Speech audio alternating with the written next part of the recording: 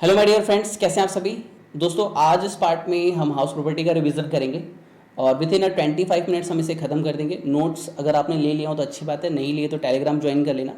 Amendment के साथ ये पूरे नोट्स जो हैं आपको टेलीग्राम ग्रुप में मिल जाएंगे। Okay, basis of charge section 22 house property. Question ये है कि सर आप हाउस प्रॉपर्टी किसे कहते हो और आप उसमें हमें टैक्स क्यों लगा रहे हो, कोई वजह है स्पेसिफिक। तो यहाँ पे क्या कहा गया, लॉ क्या कह रहा है, the annual value sir word है एनुअल वैल्यू, जरा इसको फोकस कीजिएगा क्योंकि इसको समझना जरूरी है।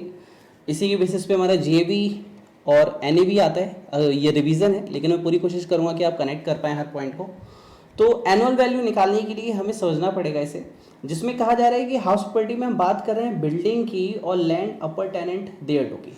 मतलब अगर एक घर है, घर के पास ज़मीन है जहाँ पे आप अपनी कार पार्क करते हो या फिर आप कुछ भी रख रहे हो, यहाँ गार्डन है, ये पूरा जो एरिया है ये पूरा हाउस प्रॉपर्टी के अंदर आता है। मतलब खाली स्थान जो भी है, मतलब ब्लैंक स्पेस, या फिर ये बोलो कि ऐसा लैंड जो कि आपने पार्किंग एरिया या फिर स्विमिंग पूल या कुछ भी कर रखा है जो आपके घर से जुड़ा हुआ है, वो भी इसके अंदर शामिल होता है। लेकिन क्वेश्चन एक उठ के आएगा यहाँ पे कि सर सिर्फ वैकेंट लैंड है, एक वर्ड होता है सर यहाँ पे वैकेंट लैंड, हाईलाइट कीजिएगा वैकेंट लैंड। इसका मतलब क्या है कि घर नहीं है, सिर्फ लैंड है। तो इसका क्या करेंगे, तो इसके लिए कहा गया कि इसको इनकम फ्रॉम अदर सोर्स में टैक्सेबल किया जाता है। तो सर ये एक एमसीक्यू यहाँ पे रेडी हो गया आपका कि अगर वैकेंट लैंड है तो आप उसे कहाँ टैक्सेबल करेंगे। दूसरा कहा गया कि हो सकता है पीजीबीपी में भी इसे टैक्सेबल किया जाता है कई बार, लैंड अपर टेनेंट देयर टू को, लेकिन कब कब के लिए मैं एक छोटा सा एग्जाम्पल आपको देना चाहूँगा। वो एग्जाम्पल करते ही आपको समझ में आ जाएगा कि मैं क्या कहना चाहता हूँ। लेट सपोज मिस्टर एक्स है, उनकी कंपनी है, ठीक है, उनके एम्प्लॉई है, ठीक। एम्प्लॉय जो है वो इस वाले फ्लोर पे, इसमें 3 फ्लोर है, ठीक। इस फ्लोर पे ये लोग काम करते हैं, इस फ्लोर पे ये लोग काम करते हैं, यहाँ पे वर्किंग एरिया है, ठीक है, और यहाँ पे भी वर्किंग है। अभी जैसा आप सभी लॉकडाउन में देख पा रहे हैं, जो भी गरीब वर्ग के लोग हैं वो अपने घर जाने के लिए परेशान हैं, मजदूर लोग। तो अब उनके लिए क्या फैसिलिटी इन्होंने की कि आप ना यहाँ पे स्टे कर सकते हो, आप यहाँ रह सकते हो। तो इन्होंने अपने घर का, अपने बिल्डिंग का ये वाला पोर्शन जो है इनके स्टे के लिए छोड़ दिया कि भैया कम से कम 100 लोग जो हैं यहाँ पे रह सकते हैं, बड़ा एरिया है, आपस में आप लोग यहीं पे नहाओ धो खाओ पियो, मुझे कोई दिक्कत नहीं, आप लोग रह सकते हो। तो इसको कहा गया कि भैया आप ये बिजनेस के लिए यूज़ कर रहे हो तो हो सकता है ये पीजीबीपी में टैक्सेबल हो जाए। तो इसकी मोर डिस्कशन हम पीजीबीपी में करेंगे, बट मैंने आपको एक पॉइंट दिया समझने के लिए कि ऐसा हो सकता है, इसलिए यहाँ पे ये पॉइंट रखा गया। Okay, now assessee must be owner of the property. यहाँ पे कहा गया है कि ऑनर होना चाहिए। सर वर्ड क्या है सर, ऑनर। सर ऑनर होने के लिए क्या जरूरी है और क्यों जरूरी है। तो यहाँ पे कंडीशन रखी गई कि भैया जब तक असेसी ही आइडेंटिफाई नहीं होगा तब तक उसको टैक्सेबल कैसे करोगे। इसलिए हमें पता होना चाहिए कि ऑनर कौन है, ऑनर होगा तभी उसमें हाउस प्रॉपर्टी के अंदर हम उससे टैक्स ले पाएंगे। आगे पॉइंट नंबर 3 है द प्रॉपर्टी में B use for any purpose. हो सकता है वो प्रॉपर्टी डिफरेंट पर्पस के लिए यूज हो रही हो, मतलब जो ऑनर है हो सकता है वो उसे बिजनेस प्रोफेशन के लिए यूज कर रहा हो जिसपे वो प्रॉफिट कमा रहा हो। सर मतलब क्या है सर, ये वाला पॉइंट जरा हमें समझाएंगे। भैया वो ये कह रहा है कि एक तो ये मैंने आपको एग्जांपल दिया, दूसरा हो सकता है let suppose VM sir, let suppose मैं ही आपको पढ़ा रहा हूँ, ये जो वीडियो मैं शूट कर रहा हूँ मैंने अपना एक स्टूडियो बना रखा है। तो स्टूडियो बना रखा है तो मेरी जो पूरा जो भी हाउस है, ठीक है सर, इसे ये पूरा इसी के लिए, यहाँ पे हम लोग ऑफिस कंडक्ट करते हैं और यहाँ पे जब भी मेरे पास टाइम मिलता है मैं आके बैठता हूँ, या फिर थोड़ा बहुत जो भी है मतलब कि नॉर्मल जो भी हम यूज़ करते हैं। तो ये पूरा का पूरा जो है ये पीजीबीपी में आएगा। सर क्यों, मैंने लेट आउट नहीं किया, मैं यहाँ पे अपना काम कर रहा हूँ, मैं अपना व्यवसाय चला रहा हूँ, तो ये पूरा का पूरा 100% किस में चला जाएगा सर, पीजीबीपी में चला जाएगा। और मुझे इस पर डेप्रिसिएशन जो है मैं इस पर क्लेम कर सकता हूँ और डेप्रिसिएशन में क्लेम करता भी हूँ इस पूरे घर पे। ओके सर, नाउ आगे वो क्या कहता है, further the income earn by an assessee engage in the business of letting out the property on rent would be taxable as business income. कुछ लोग ऐसे भी हैं जो लेटिंग आउट प्रॉपर्टी करते हैं। लेटिंग आउट प्रॉपर्टी मतलब कि वो किराए पे घर लगाते हैं। अगर वो किराए पे घर लगा रहे हैं, वर्ड क्या है सर, लेटिंग आउट प्रॉपर्टी, कि अगर वो किराए पे घर लगा रहे हैं और उससे उन्हें किराया आ रहा है। सर हाउस प्रॉपर्टी भी तो यही कहता है, नहीं सर ये इनका प्रोफेशन है, ये इनका बिजनेस है। सर ये क्या है सर, बिजनेस वर्ड लिखा हुआ है। अगर एक नॉर्मल इंसान जैसे मैं, अब मैं ऊपर काम करता हूँ, नीचे खाली है, उसमें जरूरत नहीं है, मैंने किसी को किराए पे दे दिया तो ये लेटिंग आउट होगा। लेकिन मेरा बिजनेस ही सिर्फ और सिर्फ रेंट रिसीव करना है, तो उस केस में ये हाउस प्रॉपर्टी में नहीं आएगा, ये बिजनेस इनकम में चला जाता है। ओके, नाउ एक फोर्थ पॉइंट यहाँ पे और ऐड किया गया, property held as stock in trade. किसी ने घर बनवा रखे, इसमें एक जगह अमेंडमेंट भी आई थी, ठीक है, यहाँ पे एक अमेंडमेंट भी छोटी सी आई थी, जरा सुनिएगा ये क्या कह रहा है। ओवरऑल कह रहा है held as stock in trade, annual value of house property, अगर आप किसी भी एनुअल वैल्यू निकाल रहे हो, घर की निकालने की कोशिश कर रहे हो, charge under the head income from other source where is held by the SSC as a stock in trade as business also, कि हो सकता है कि उस बंदे ने इसे स्टॉक इन ट्रेड के तौर पे रखा हो। लेट सपोज सर एग्जांपल लेता हूँ, ये क्या कहने की कोशिश कर रहा है मैं समझाने की कोशिश करता हूँ।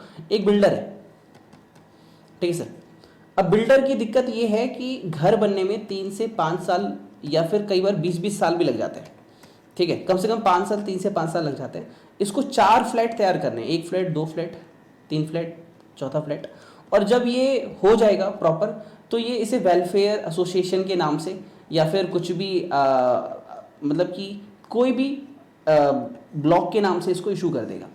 अब इसका ये प्लॉट तो रेडी हो गया, ये रह रहा है, ये रह रहा है, इन पे अभी काम होना बाकी है, तो इस केस के लिए इस भाई साहब को क्या करना पड़ेगा, इंतज़ार करना पड़ेगा। और वो ये कह रहा है कि अगर आपको हाउस, अब यहाँ पे लिखा है कि एसएससी जो है इसे स्टॉक इन ट्रेड की तरह रख रहा है, लेकिन फिलहाल के तौर पे वो इसको हाउस प्रॉपर्टी में शो कर सकता है, ठीक है सर। ओके सर, ये वाली बातें समझ में आ गई, आपका सेक्शन 22 और उसका बेसिक जो है हमें समझ में आ गया, हमें आगे पढ़ा गया, वेरी गुड। तो अब हमारे पास है sir annual value. Annual value के लिए एक चार्ट है, आपको समझना पड़ेगा। जैसे एक होता है सर फेयर रेंट, मतलब वहाँ पे नॉर्मली अगर कोई रहने जाएगा तो उससे क्या किराया आप लोग लेते हैं, ठीक है। उसके बाद है म्यूनसिपल वैल्यू। म्यूनसिपल वैल्यू मतलब कि गवर्नमेंट के अकॉर्डिंग म्यूनसिपालिटी वगैरह उसकी वैल्यू क्या एस्टिमेट करती है। तो लेट सपोज ये 1000 है और ये 800 है, एग्जाम्पल ले रहा हूँ, विच एवर इज हायर क्या हो जाएगा 1000। अगर यही यहाँ पे ये मान लीजिए 1500 है और ये 2000 है, तो कौन सा हो जाएगा सर, ये इस किस में हो जाएगा 2000। कंपेयर स्टेप 1, मतलब जो भी आपने हायर निकाला या फिर 1000 या 2000 जो भी आया है, वैल्यू विद स्टैंडर्ड रेंट, आपको इससे कंपेयर करना पड़ेगा। लेट सपोज स्टैंडर्ड रेंट जो है वो 1200 रुपये, तो 1200 और 1000, तो यहाँ पे कहा गया लोअर, तो हम 1000 रुपये लेंगे। लेकिन उसी केस में 2000 एंड अब यह 2000 की जगह ये होता, मान के चलो एग्जांपल लेता हूँ 800, तो विच एवर इज हायर होता सर 800।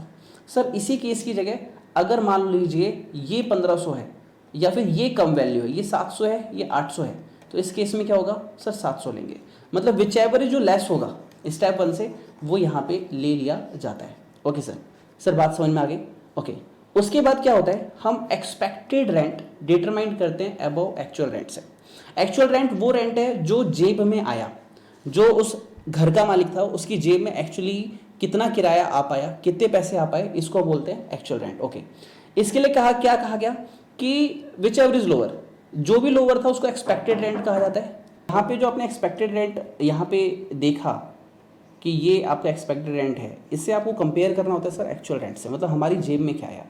लेट सपोज हमने कैलकुलेट किया कि भैया हमें 15,000 रुपये आएंगे, लेकिन हो सकता है कि एक्चुअल रेंट हमें 18,000 आ जाए, हो सकता है ऐसा मिल गया, 200 रुपये 300 रुपये एक्स्ट्रा ही दे रहा है, या फिर हम 15,000 लेके चल रहे हैं, हो सकता है कि हमें एक्चुअल रेंट 12,000 ही आए, कुछ भी हो सकता है। तो वही उसने बोला हमें, इसने बोला कि अगर एक्चुअल रेंट ज़्यादा है एक्सपेक्टेड रेंट से, तो एक्चुअल रेंट ही आपका ग्रोस एनुअल वैल्यू कहलाएगा। इसका मतलब कि आपका 18,000 रुपये आपका क्या हो जाएगा, GAV ग्रॉस एनुअल वैल्यू कहलाएगा। ओके, नाउ सेकंड इसमें इसने क्या कहा, इफ एक्चुअल रेंट है अगर कम है, सर कम है, लेट सपोज आपने यहाँ पे कहा 12,000 रुपये, ठीक है, कम है रेंट, बिकॉज क्यों है सर, क्योंकि वैकेंसी हो गई थी। मतलब मैंने 12 महीने लेट आउट चढ़ाया था, वो बंदा 8 महीने रहा, 4 महीने कुछ एक्सीडेंट हो गया, वो यहाँ से चला गया, ये 4 महीने वैकेंट रहा। और क्यों रहा, क्योंकि वैकेंसी थी, वर्ड को हाईलाइट कीजिएगा, समझिएगा, वैकेंसी थी, इस वजह से हमारा एक्चुअल रेंट कम रह गया, तो भी एक्चुअल रेंट GAV ही कहलाएगा। यानी सर 12,000 रुपये GAV हो जाएगा, हाँ सर 12,000 GAV हो जाएगा, लेकिन क्वेश्चन यही रहेगा कि वैकेंसी थी या नहीं, ठीक है। और क्वेश्चन है सर अदर रीजन रह गया, अदर रीजन हम उसे सर ले नहीं पाए तो वो अनरियलाइज रेंट हो जाएगा। सर वो भाग गया सर, पैसे नहीं दिए तो भी अनरियलाइज रेंट रह जाएगा, इस केस को हम वैलिडिटी नहीं देते। तो एक्सपेक्टेड रेंट अगर कम रहने की कोई वजह कुछ और थी तो जो आपने एक्सपेक्टेड रेंट यहाँ पे निकाला था, यहाँ पे जैसा कि मैंने एग्जांपल में कहा आपसे कि 15,000, तो वो 15,000 रुपये हम आपसे जीएवी जो है इसको मान लेंगे। ओके ठीक है, ठीक है सर, आगे बढ़ते हैं सर, टॉपिक को कंटिन्यू करते हैं। आगे हमारे पास कुछ प्रोविजंस हैं, इन पे केस स्टडी पूछ लेता है एग्जामिनर और हमें आंसर देना होता है। आइए सुनिएगा।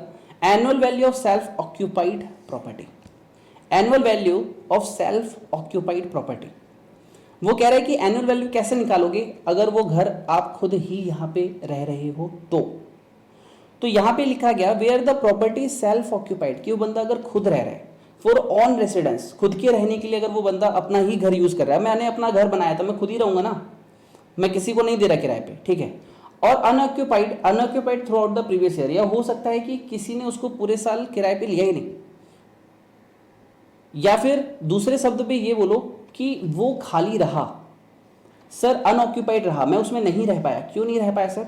सर मेरी ना नौकरी की वजह से मैं दिल्ली में रहता हूँ, लेकिन मुझे गोवा जाना पड़ा सर, गोवा में जाके काम करना पड़ा क्योंकि मेरी नौकरी थी, मेरा बिजनेस प्रोफेशन था, धंधे की वजह से सर, रोजी रोटी कमाने के लिए, या फिर मैं किसी अदर प्लेस पे रह रहा हूँ लेकिन यहाँ नहीं रह पा रहा।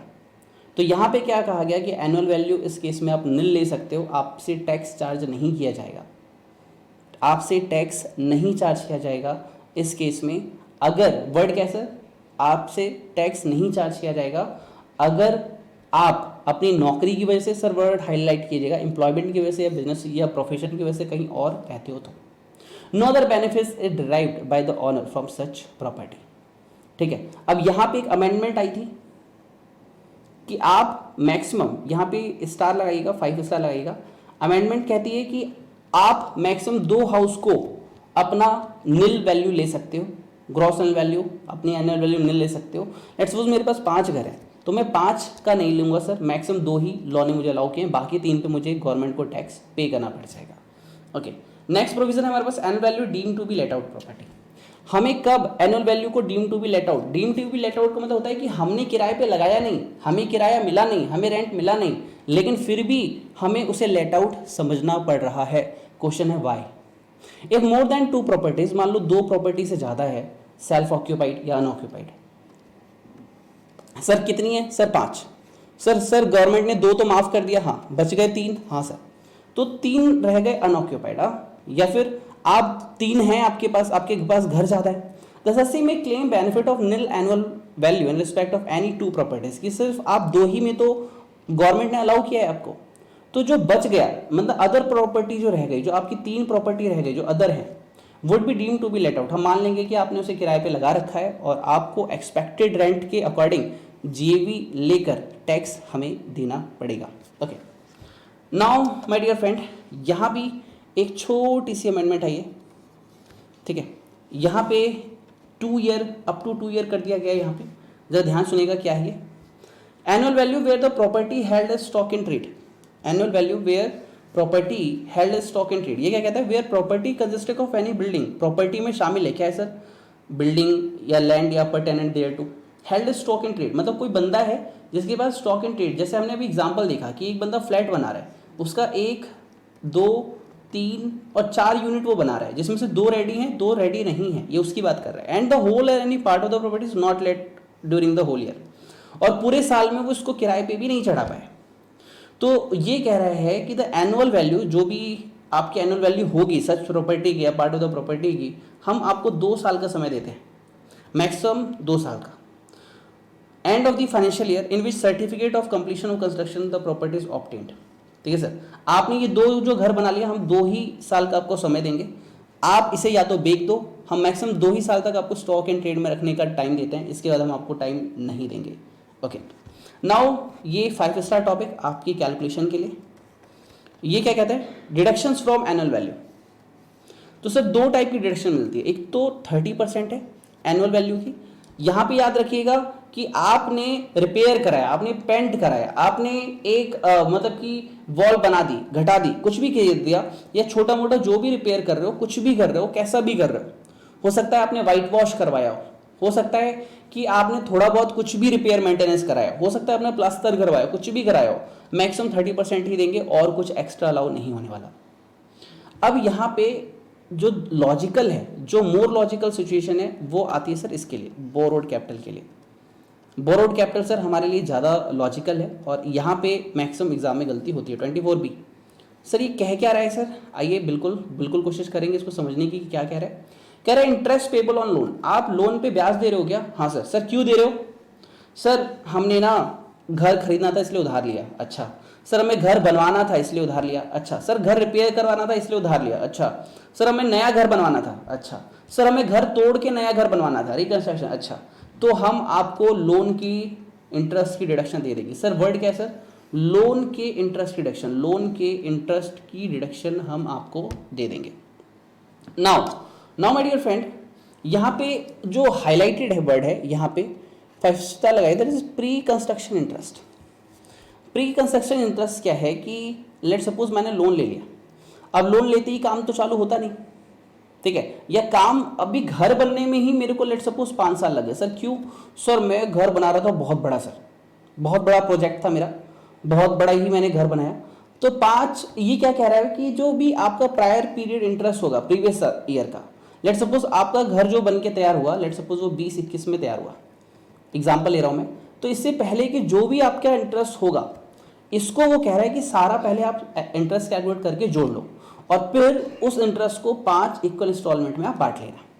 फिर जो 5 इक्वल इंस्टॉलमेंट में बांटा आपने, तो 2020-21 में एक ले लो, फिर उसके बाद दूसरा, फिर तीसरा, फिर चौथा, फिर 5वां, आने वाले 5 सालों में आप उसको राइट ऑफ कर लेना 1 by 1, हम आपको मना नहीं करेंगे।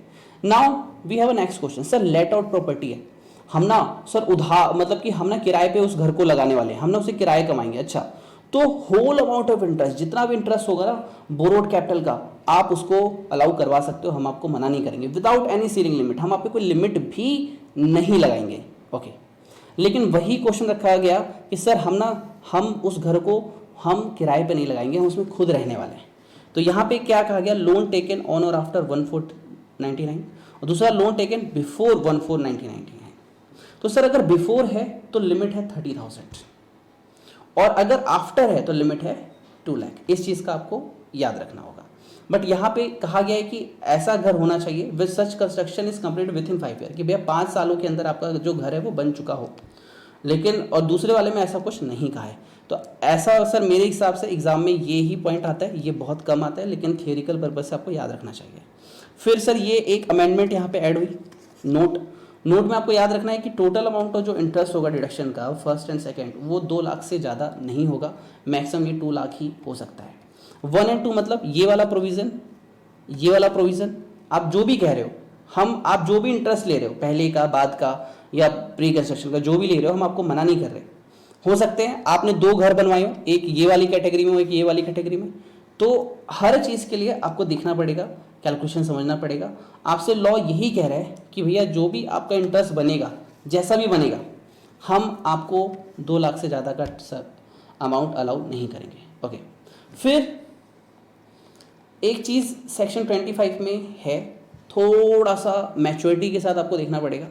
मैच्योरिटी के साथ इसको आप देखिए क्या कहता है सेक्शन 25, कहता है इनएडमिसिबल डिडक्शन, कि ये डिडक्शन हम नहीं देते। सर 5 स्टार लगाइएगा, हो सकता है ऐसे ही पूछ ले और आपको ना आता हो, ठीक है। Interest chargeable under this act which is payable outside India, आप बाहर, इंडिया से बाहर इंटरेस्ट पे कर रहे हो, तो हम क्या कह रहे हैं? शैल नॉट बी डिडक्टेड, हम उसे अलाउ नहीं करेंगे। कब सर? जिस पे टैक्स नहीं पे किया, यानी आपको टीडीएस इस पे काटना पड़ेगा। विदाउट टीडीएस अगर आप पेमेंट करोगे तो हम अलाउ नहीं करेंगे। In respect of which there is no person in India who may be treated as agent, और यहाँ पे ऐसा कोई बंदा भी नहीं है उसके बिहाफ पे जो गवर्नमेंट को टैक्स दे दे, तो इस केस में हम आपका इंटरेस्ट अलाउ नहीं करेंगे अगर उस पर टीडीएस नहीं कटाया तो। ओके, फिर एक कॉन्सेप्ट ये आया नया, last to last year amendment में ऐड हुआ था। ये कहता है कि अनरियलाइज रेंट है या एरियर ऑफ रेंट है। सर अनरियलाइज रेंट कैसा है रेंट? कि भैया 8 महीने रहा था 4 महीने का रेंट वो नहीं दे पाया था, वो चला गया था कहीं और, अब वो बाद में आया है, अब वो कह रहा है सर मैं आपको 4 महीने का रेंट देना चाहता हूँ। तो इसने कहा टैक्सेबल इन द ईयर और रिसीव्ड रियलाइजेशन जिस साल मिला उस साल ही आपको टैक्स लगाया जाएगा। उसके बाद 30% की डिडक्शन हम मतलब आपको अलाउ करेंगे लेस करना।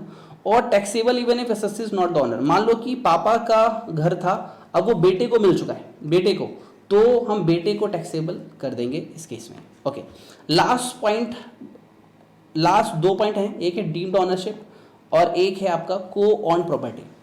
तो सर सबसे पहले को ऑन प्रॉपर्टी, इस पे एग्जामिनर क्वेश्चन करता है सर, ध्यान से सुनिएगा। क्या है ये? कहता है कि सेल्फ ऑक्यूपाइड प्रॉपर्टी है। को ऑन का मतलब क्या होता है सर? 2 मेंबर मिलकर उस घर के मालिक हैं। जैसे पापा के 2 बच्चे थे, पापा चले गए, 2 बच्चों का घर हो गया। तो इसमें खास बात क्या होती है, अगर सेल्फ ऑक्यूपाइड है तो दोनों को ही 30-30 हज़ार की डिडक्शन मिल सकती है अगर वो 1 अप्रैल 2000 से पहला है। यहाँ पे ऊपर आपने पढ़ा था ना 1 अप्रैल 1999, तो 1 अप्रैल 1999 से पहले का है तो 30 हज़ार की डिडक्शन दोनों को मिलेगी और 2 लाख की डिडक्शन दोनों को मिलेगी अगर वो 1 अप्रैल 1999 के बाद का है। दोनों को ही मिलेगी, चाहे घर के मालिक 4 हैं तो चारों को मिलेगी। ठीक है सर, ऐसा नहीं है कि एक ही को मिलेगी, दोनों को ही, तीनों को, 4 लोग जितने भी लोग हैं सबको ही ये डिडक्शन अलाउ होती है। Okay, the annual value of property of each corner will be nil. क्यों सर? क्यों? क्योंकि ये सेल्फ ऑक्यूपाइड है और डिडक्शन जो है 30 हज़ार की 2 लाख की मिलेगी आपको, दोनों को ही मिलेगी individually. Okay, but word sir क्या है यहाँ पे, इससे ज्यादा की नहीं मिलेगी। टोटल मैक्सिमम इंटरेस्ट 2 लाख ही रहने वाला है या 30 हज़ार ही रहने वाला है। सर लेट आउट है, 2 किराए पे लगा दिया सर हमने घर। तो such property shall be computed as if the property is owned by the one owner. तो इसकी कैलकुलेशन में सबसे पहले स्टेप 1 आप क्या लगाओगे, ऐसे कैलकुलेट करो कि ये एक ही इंसान का घर है और लास्ट में अगर 2 हैं तो 2 में बांट देना, 4 हैं तो 4 में आंसर को, प्रॉफिट को बांट देना। इस तरीके से आपको इसका आंसर करना होगा। Okay, now my dear friend, deemed ownership. Sir deemed ownership क्या होता है सर? कि सर आप मालिक नहीं हो क्योंकि, बट हम आपको मालिक मान ले रहे हैं। सर कब मान ले रहे हैं हम आपको? सर एक छोटा सा बच्चा है, उसके घर पे एक फ्लैट लिखा हुआ है उसके नाम पे। कितने का फ्लैट है सर? 25 लाख का। सर इस छोटे से बच्चे का घर कैसे हो गया? सर पापा ने उसके नाम पे कर दिया। तो इस केस में जो पापा हैं जिन्होंने उसे घर दिया है उसे हम ऑनर मानेंगे, ना कि उस बच्चे को। ओके, ये क्लबिंग का प्रोविजन होता है सर, क्लबिंग में भी आप ये सारी बातें देखेंगे। मैं क्लबिंग नेक्स्ट पार्ट में शायद डिस्कस करवा देता हूँ आपको। ठीक है, इसके बाद एक बात लिखा गया, एक्सेप्ट माइनर मैरिड डॉटर। ठीक है सर, जो लड़की है, छोटी बच्ची थी, उसकी शादी हो गई तो पापा ने उसके नाम पे घर कर दिया कि मैं अपनी बच्ची को कुछ दे नहीं पाया, घर देता हूँ, तो इसको एक्सेप्शन में रखा गया है। इस पर सर एमसीक्यू पूछा जा सकता है। ठीक है, उसके बाद है impartible estate, holder of an impartible estate. Sir इस केस में क्या हुआ कि मान लो एक राजमहल है। क्या है सर? राजमहल बहुत बड़ा, उसके 4 वारिस, 4 क्या है सर? Legal representative. तो बेशक आप ये कहो कि हम उसके मालिक नहीं है, लेकिन हम आप चारों को उसका मालिक मानेंगे और आपको टैक्स उससे मांग सकते हैं आपसे। ठीक है, मेंबर ऑफ कोऑपरेटिव सोसाइटी। ठीक है सर, कोऑपरेटिव सोसाइटी है, बेशक आपके नाम पे घर नहीं है, मेंबरशिप है, ओनली टोकन है, जो भी है, तो भैया हम आपको ही मालिक मानेंगे, आपसे ही टैक्स लेंगे। Person in possession of a property, एक बंदा है, यहाँ पे पावर ऑफ अटर्नी का गेम होता है कि हमने मान लो राम के नाम पे घर अभी भी है, लेकिन पावर ऑफ अटर्नी के थ्रू उसने किसको दे दिया सर? श्याम को दे दिया। तो रहे श्याम रहे, जिसे आप AS1 पढ़ते हो। AS1 में एक होता है कि भैया हम सब्सटेंस ओवर फॉर्म चेक करते हैं, तो लीगली वो यूज कर रहा है, इसलिए उसको डीम्ड ओनरशिप माना जाता है। दूसरा कहा गया कि अगर एक बंदा किसी भी घर में 12 साल से ज़्यादा रह गया, बेशक उसके नाम पे कोई डॉक्यूमेंट नहीं है, लेकिन आज से मालिक वही माना जाएगा। ओके सर, उसके बाद यहाँ पे लिखा गया कि एक्चुअल रेंट रिसीवेबल हुआ। ठीक है सर, और हो सकता है कुछ अनरियलाइज रेंट है यहाँ पे। तो जब भी क्वेश्चन आप करोगे तो आप ये कहोगे कि रूल 4 की कंडीशन सेटिस्फाइड हुई है। सर रूल 4 की कंडीशंस क्या होती है? मैं आपको एग्जांपल देता हूँ कि सर उससे रेंट लेने के लिए आपने सारे स्टेप्स लिए, आपने पूरी कोशिश की उससे पैसे मांगने के लिए, और उसने पैसे नहीं दिए, तो आपके और किसी घर में वो नहीं रह रहा है और आपने उसे भगा दिया है। This is called rule 4। जब भी आप क्वेश्चन करोगे, क्वेश्चन में हमेशा लिखना कि rule 4 is satisfied in case of unrealise rent. ठीक है, ओके। और फिर एक लास्ट बात यहाँ पे लिखी गई, if a portion of property is let out and a portion is self occupied then the income will be computed और सेपरेटली। मतलब एक घर है सर, घर में 2 फ्लोर है, फ्लोर 1 फ्लोर 2, इस पे भाई साहब खुद रह रहे हैं, ये लेट आउट कर रखा है, तो उसने कहा कि दोनों की कंप्यूटेशन अलग अलग करो, एक साथ मत करना। इसी के साथ सर हाउस प्रॉपर्टी का टॉपिक खत्म होता है। मिलते हैं आपसे नेक्स्ट वीडियो नेक्स्ट लेक्चर में। नोट्स के लिए आप टेलीग्राम ज्वाइन कर लेना, उसमें नोट्स हैं आपको वो मिल जाएंगे। Okay, thank you and God bless you.